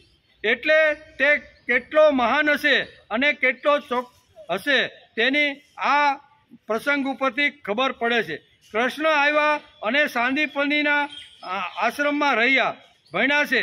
શું ભણ્યા છે તે કોને ખબર? હવે ભાઈ આવ્યા તો ખરા, સાંદીપની પાસે ભણવાય બેઠા છે, આપણી કાંઈ ના નથી, પણ સાંદીપનીએ શું ભણાવ્યું અને આ ભાઈ હું ભણ્યા છે એ આપણે ખબર નથી. આખી દુનિયાને ભણાવનાર જે વ્યક્તિ આશ્રમમાં આવે એટલે અહીંયા ભગવાનને એ બતાવવાનું છે. ભગવાન સાંદીપનીના આશ્રમમાં સામેથી ચાલીને ભણવા શા માટે ગયા એ ભગવાને પોતાના કર્મ દ્વારા બતાવવાનું છે કે આવનાર પેઢીના મા બાપોને પણ લાગવું જોઈએ કે અમારા દીકરાઓ પણ તપોવનમાં જઈને ભણવા જોઈએ. હું પણ ભણવા ગયો છું એ બતાવવા માટે ભગવાન સામેથી ચાલી અને સાંદીપનીના તપોવનમાં આવ્યા છે. એટલે કે પરંતુ પ્રત્યેક બાળકે તપોવનમાં જઈને ભણવું જ જોઈએ. પછી તે રાજાનો દીકરો હોય કે સામાન્યમાં સામાન્ય દીકરો હોય, આ ભગવાનને આખા દુનિયાને બતાવવાનું હતું.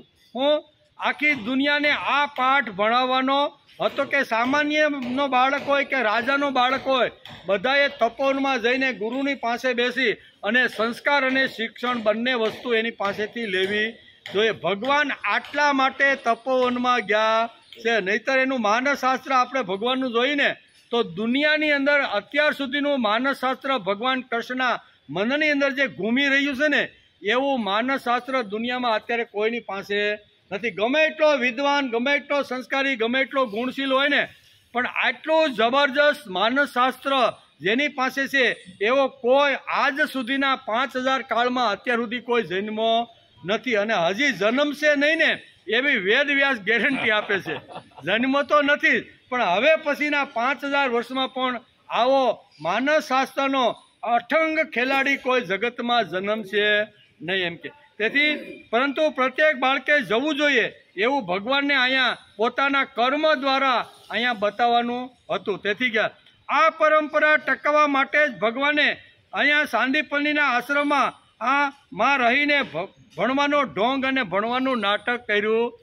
લાકડા લેવા જવાના હોય ને તોય ઢોંગ કર્યો છે. કારણ કે એક દિવસ સાંદીપનીને કોઈ કામ માટે 3 દિવસ બહાર જવાનું હતું અને બહાર જવાનું હતું એટલે વિચાર કરે છે કે હવે મારે આ કામ 3 દિવસ માટે કોને સોંપવાનું. એમ ફરતા ફરતા આ તપોવનમાં આટા મારે છે અને એ સમયે એક ટીટમકડી જે બાળક, હાથ પગ દોરડીને પેટ ગાગરડી, આવું એક બાળક પણ ભણવા માટે આવ્યું હતું. તો બધા બાળકો એની મસ્કરી કરતા હતા, બધા એને આમ તેમ ઠેકડી ઉડાડતા. ને એ સમયે સાંદીપની આ દૂરથી દ્રશ્ય જોવે છે કે આ બધા બાળકો ભેગા થઈ અને એક નાના બાળકને જેનું હાથ પગ દોરડીને પેટ ગાગરડી એમને પજવી રહ્યા છે. અને એ કુંડાળાની અંદર આવી રીતના પજવે છે અને વચ્ચે કૃષ્ણ જેવો કૃષ્ણ બેઠો છે. કૃષ્ણએ બધાને કહી દીધું ચૂપ થઈ જાઓ, તમારે બધાએ આ બાળક માટે કાંઈ બોલવાનું નથી. એ અહીં અભ્યાસ કરવા માટે આવ્યો છે, વિદ્યા કરવા માટે આવ્યો છે.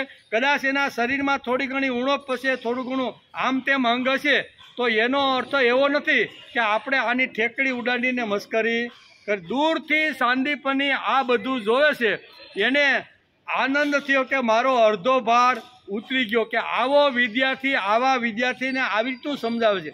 મારે જે સમજાવવું જોઈએ ને એ કૃષ્ણ અત્યારે બધા વિદ્યાર્થીને કહેશે કે તમને મસ્કરી કરવાનો કોઈ અધિકાર નથી. શરીર કદાચ કુપોષણને હિસાબે થોડુંનો અર્થ એવો નથી કે વિકલાંગ હોય અથવા આવી રીતનું હોય તો એને માણસે પજવું જોઈએ. આ જ્યારે સાંદીપનીએ જોયું, કૃષ્ણએ આ વાત સમૂહના બાળકોને કરી, ત્યારે એનો અડધો ભાર હળવો થઈ ગયો. અને પછી બીજે દિવસે એને બોલાવે છે કે ભાઈ 3 દિવસ સુધી હું બહાર જવાનો છું, આ કારભાર હું કૃષ્ણને હોપીને જાઉં છું. વડો નિશાળ્યો કેવો આપણે બોલીએ ને કે ભાઈ વડો નિશાળ્યો કોણ? ગુરુ હાજર ન હોય તો કોણ એને ભણાવે? ભાઈ કંટ્રોલમાં તો રાખવો પડે કે નહીં? આપણી ભાષામાં કેવું હોય તો મોનિટર. કેવું? અહીંયા સાંદીપની એને મોનિટર બનાવીને જ્યાં મોનિટર બનાવ્યા ત્યારે ઘણી ઘટનાઓ ઘટી છે, પણ એ બધી ઘટનાઓ આપણે કાંઈ ભાગવત વાંચવા બેઠા નથી. પણ નમે પાર્થાસ્તિ કર્તવ્યમ, આ એક સિદ્ધાંતને સમજવા માટે આપણે આ બધા પ્રસંગો લઈને સમજવાનો પ્રયત્ન કરીએ છીએ કે ભાઈ આને શું કરવાનું હતું, પણ છતાંય કામ કરે છે કે નહીં. આટલું બધું કર્યા પછી પણ પરોઠી વાળીને ભગવાન બેઠા નથી. અને એવી ઘણી બધી ઘટના બને છે. એક ઘટના એવી બની, સાંજનો સમય થયો, બળતણ ખલાસ થઈ ગયા, બધા વિચાર કરે છે કે ભાઈ સાંજની રસોઈનું હું, ગુરુ પત્ની આવે છે કે કાંઈ વાંધો નહીં. એમાં કૃષ્ણ કરતાં મોટા વિદ્યાર્થી હતા ને, એને કીધું કે ભાઈ તમે જંગલમાં થોડાક લાકડા હુકેલા લાવો. અને ત્યારે કૃષ્ણ કહે છે કે આ જવાબદારી તો મને ગુરુ ઓપીને મને ગયા છે, એટલે આમાંથી તમારે કોઈને જવાનું, જેના ઉપર જવાબદારી હોય ને, જેના ઉપર જવાબદારી ગુરુએ હોપ્યું હોય એને પાર પાડવી જોઈએ. આ સિદ્ધાંત ભગવાને અહીંયા તપોવનની અંદર સમજાવવાનો પ્રયત્ન, આ બધું સમજાવવાનું હતું દુનિયા આખીને કે તમે જ્યારે આવી રીતના બનશો ને ત્યારે તમારી ઉપર કોઈ ભાર મૂકશે, કોઈ શેરીનો મૂકશે, કોઈ તાલુકાનો મૂકશે, કોઈ આવી રીતનો આધ્યાત્મિક ક્ષેત્રમાં ભાર મૂકશે, બરોબર, કોઈ ધર્મના ક્ષેત્રમાં ધર્મનો, તો એણે બધાએ જેના ઉપર ભાર મૂક્યો હોય ને ભાઈ, એને જ મોટી જવાબદારી નિભાવવાની હોય છે. આ બતાવવા માટે ભગવાન જાય છે, સાથે સુદામાને લઈ જાય છે અને વરસાદને પલળતામાં બધું ઘણી બધી ઘટનાઓ ઘટી. કહેવાનો અર્થ કે ભગવાન ભણવા ગયા હતા કે ભણાવવા ગયા હતા, આ બધું આપણે સમજવાનું છે. સાંદીપની ત્યાં ભણાવવાનો તો એને ઢોંગ કે ભણવાનો ઢોંગ કર્યો છે, નાટક કર્યું છે, પણ આ બધું એને જગતની સામે મૂકવાનું હતું કે વડો નિશાળિયા બન્યા પછી, પ્રમુખ બન્યા પછી, અથવા આવો મોટો જવાબદાર બન્યા પછી એને કઈ વાત ધ્યાનમાં રાખવી પડે એ બધું. અને આ બધી ઘટનાઓ, ઘણી બધી ઘટનાઓ બની છે. તેથી મહાપુરુષો પણ ભગવાનની જેમ જ જીવે છે. યાજ્ઞવલ્ક, પતંજલિ, સાંદીપની ઇત્યાદિ લોકોએ સંસાર કર્યો અને દોડધામ કરી કે નહીં? બધાએ કરી. એમ શા માટે? કે સમાજને માર્ગદર્શન અમારા તરફથી મળવું જોઈએ. આજના શ્લોકમાં પોતાનું દ્રષ્ટાંત આપીને ભગવાન કહે છે કે નમે પાર્થાસ્તિ, પોતાનું દ્રષ્ટાંત. અત્યાર સુધી અહીંયા ઘણા બધા દ્રષ્ટાંતો આપી અને રાજર્ષિ અહીંયા જનકનું દ્રષ્ટાંત પણ આપીને ઘણી બધી વાતો સમજે. હવે ભગવાન પોતાનું દ્રષ્ટાંત આપે છે કે આટલું બધું મેં સર્જન કર્યું પણ છતાંય હું પહોંઠી વાળીને બેઠો નથી. બ્રહ્માંડની અંદર 14 બ્રહ્માંડમાં મારે કાંઈ કરવા જેવું નથી, પણ છતાંય હું કર્મ કરું છું. તેથી તારે કર્મ છોડીને ભાગવાની જરૂર નથી. ભાગવાની તું વાત કરે છે ને, મૂળ વાત ભગવાને અર્જુનને લડવા માટે પ્રેરવાની વાત આ બધી ચાલી રહી છે. કૃષ્ણ ભગવાન એટલે કે અનિતિનો મૂર્તિમંત આવિષ્કાર હતા, પાવિત્રતાની મૂર્તિ હતી. જેમ ભક્તિ તેમની પાસેથી ભણવાની છે તેમ રાજકારણ પણ તેની પાસેથી ભણવાનું, બધું જ એની પાસેથી જ ભણવાનું છે, બરોબર ને? આ બધું ભણાવવા માટે જગતની અંદર ભગવાન આવ્યા. ભગવાન કે હું ગયો ત્યાં સુધી મેં કોઈ દી પહોંઠી વાળીને બેઠો નથી, આ જ કામ કર્યું છે. અને તું એમ કહેશો કે મારે કુરુક્ષેત્રનું મેદાન છોડીને મારે સંન્યાસ લઈ લેવું છે. સંન્યાસની ભાષા બહુ સારી છે, જ્ઞાનની ભાષા મીઠી મીઠી છે, એ સાંભળવામાં બહુ સારી લાગે છે. ત્યારે ભગવાન કે મીઠી મીઠી લાગતી હોય ને, આ ખાલી સાંભળવાનું નથી, પણ કર્મયોગ કરીને માણસે જીવન જીવીને બતાવવાનું છે, એમ આ શ્લોકની અંદર કહે છે. તેથી લોકોનું માનસ જાણવા માટે બગીચામાં ઉતર્યા હતા. આ બધી વાતો આપણે જોઈ. બરાબર, ભગવાન શા માટે આવ્યા? તો કે આ બધી ઘટનાઓ આપણે ભાગવત, મહાભારત અને શ્રીમદ ભગવત જેવા મહાન ગ્રંથની અંદર આ બધી વાતો આપણે સમજવાને જોવા મળે છે. નમે પાર્થાસ્તિ કર્તવ્યમ, મોટા લોકો પણ કામ કરે છે, એટલે કે જીવ જંતુથી માંડીને બ્રહ્મા સુધીના માણસો કામ કરે છે. એમ શ્રીમદ ભગવદ્ ગીતા પોતાના મુખેથી જ અર્જુનને સમજાવે છે. માણસ હોય તો પણ કામ કર્યા વગર કંઈ મળતું નથી. પશુ પક્ષીને પણ કામ કરીને પોતાનો ખોરાક મેળવવાનો હોય છે, એમ ભગવાન કહે છે. જનકને આદર્શ મૂક્યો છે, એટલે કે 4થા અધ્યાયમાં સૂર્યને આદર્શ તરીકે મૂક્યો છે. આ શ્લોકમાં ભગવાન પોતાને જ આદર્શ મૂકે છે. અલગ અલગ જગ્યાએ અહીંયા અલગ અલગ લોકોને ભગવાને આદર્શ તરીકે મૂક્યા છે. આ શ્લોકમાં ભગવાન પોતાને જ આદર્શ તરીકે મૂકીને કહે છે કે ભાઈ મારું જીવન તું જોઈ લે અને કર્મયોગ તને સમજાય જશે. એમ સૂર્ય કર્મયોગી છે. ભગવાન બહુ સૂર્ય કર્મયોગી છે. ઘણાને માનવું અઘરું પડે છે. કોઈ રાજા રાગી હોવા છતાં વિરાગી છે, ભોગી હોવા છતાં ત્યાગી છે.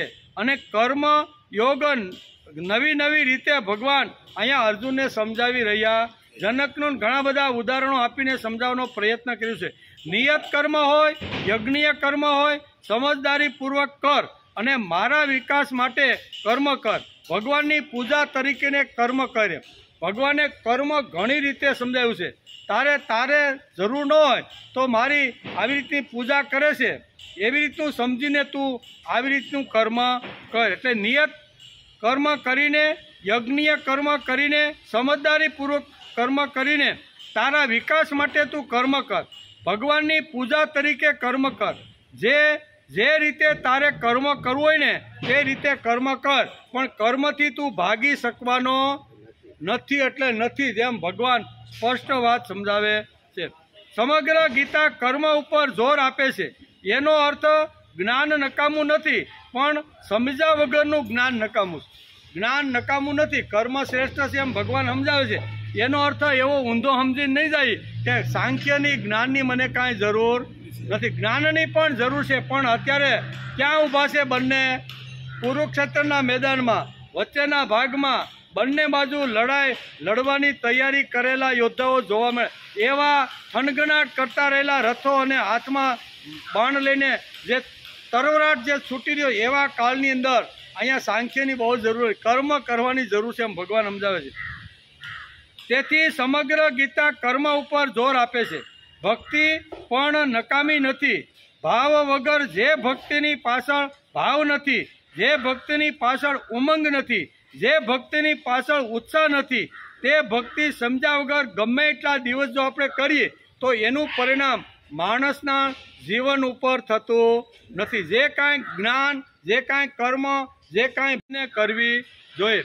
તેથી ભગવાન કહે છે નમે પાર્થાસ્તિ કર્તવ્ય.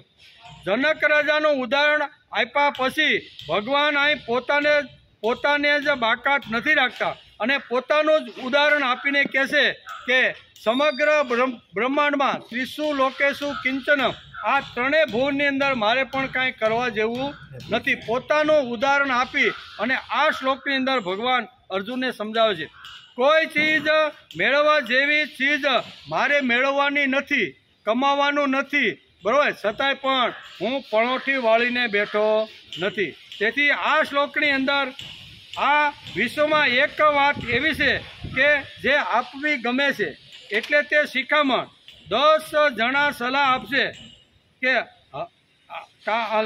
આપશે એમ કે સલાહ તે પોતે માનતો પણ ન હોય. તું ધાર્મિક છો તો તારા વર્તનની અંદર તારે સંતોષી રીતે કામ કરવું જોઈએ. તું તારી પત્ની તારાથી પ્રસન્ન થાય એવી રીતે જો તું કર્મ કરતો હોય તો તું ધાર્મિક છો. બાળકોના ભવિષ્ય માટે જો વિચાર કરતો હોય અને એના માટે જો કાંઈ કરતો હોય તો તું ધાર્મિક છો. આ ધાર્મિકતાની નિશાની આ સમજાવવાનો પ્રયત્ન કર્યો છે. ભગવાન પોતાની જાતને હોડમાં મૂકીને નમે પાર્થાસ્તિ કર્તવ્યમ ત્રિષુ લોકેશુ કિંચનમ નાન વાપ્તમ અવાપ્તવ્યમ વર્ત એવચ કર્મણ, એમ કરી અને આ 3જા અધ્યાયના 22મા શ્લોકની અંદર ભગવાન પોતે જ પોતાની જાતને મૂકી અને અર્જુનને સમજાવવા માગે છે કે ભાઈ તું નિવૃત્તિનો માર્ગ તું લેવાની જે વાત કરે છે ને, મેં પણ અંત સમય સુધી નિવૃત્તિ સ્વીકારી નથી. એ પાર્થ, મારે ત્રણેય લોકમાં ન તો કશું કર્તવ્ય કરવા જેવું છે અને ન કશુંએ મેળવેલું હોય એ મેળવવા જેવું છે. બધું મેળવીને બેઠો છું, બધું કરીને જ બેઠો છું, બરાબર. 3 ભુવનમાં મારે કાંઈ કરવાની જરૂર નથી, છતાંય હું કર્મ કરતો રહ્યો છું. ભગવાન બહુ સ્પષ્ટ રીતે આ શ્લોકની અંદર કર્મયોગનું મહત્વ સમજાવે છે. કર્મ વગર કોઈ માણસે બેસી અને આળસ અને પ્રમાદને પોષવાના નથી, બરાબર. આળસ હોય તો ખંખેરી નાખવાની આ શ્લોક સાંભળ્યા પછી, બરાબર. અને આવી રીતનું પ્રમાદ હોય તો એને ઝાટકીને, બરાબર, જેમ બેનો હુંપડામાં દાણા લઈને કચરો જેમ ઝાટકીને કાઢી નાખે ને, એમાં કર્મયોગનો શ્લોક સાંભળ્યા પછી ભગવાને પોતાની જાતને આખી હોડમાં મૂકીને અર્જુનને સમજાવી છે કે ભાઈ ભાગવાની જરૂર નથી. આળસ અને પ્રમાદને ખંખેરી દે, ઊઠ ઊભો થા અને કામે તું લાગી જા. એમ કરીને આ 3જા અધ્યાયના 22મા શ્લોકને આજે આપણે નમસ્કાર કરી. 3 શ્લોક એવા છે કે જે ભગવાન પોતાની જાતની જ વાત કરે છે. એમાં 23મા શ્લોકની અંદર પણ ભગવાન પોતે જ પોતાની જાતનું ઉદાહરણ આપી અને આગળ આ કર્મયોગનું મહત્ત્વ સમજાવવાનો પ્રયત્ન કરે છે. એ આપણે આવતીકાલે આવશું ત્યારે આગળ શું કહે છે એનો વિચાર આવતીકાલે. ટાઈમ થઈ ગયો ને?